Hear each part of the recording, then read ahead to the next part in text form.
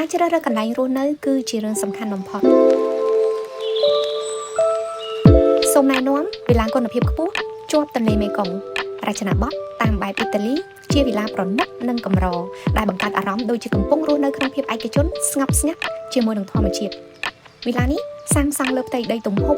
2800 ម៉ែត្រការ៉េដែលជាទំហំនៅក្នុងប្លង់អិលម៉ាតមានសុវត្ថិភាពពេញលេញ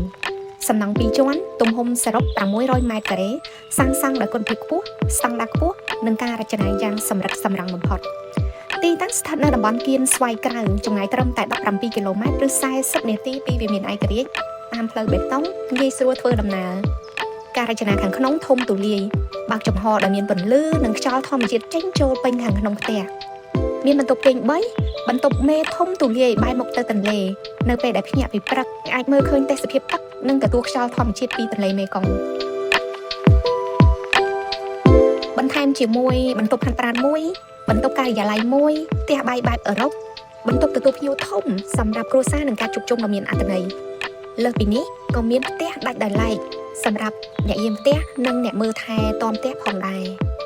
វិឡាអាចជាផ្ទះរស់នៅអចិន្ត្រៃយ៍អាចជាវិឡាសម្រាប់លំហែចុងសប្តាហ៍ឬក៏ជាអចលនទ្រព្យសម្រាប់វិនិយោគដែលមានសក្តានុពលដោយសារជាទ្រព្យកម្រនៅតាមដងទន្លេមេគង្គហើយអ្វីដែលកាន់តែពិសេសតម្លៃលក់ត្រឹមតែ$75,000ប៉ុណ្ណោះគឺវាគ្រាន់តែជាតម្លៃដីមានន័យថាអ្នកវិនិយោគកំពុងតែទិញដីហើយទទួលបានវិឡាគុណភាពខ្ពស់ជាមួយគ្នា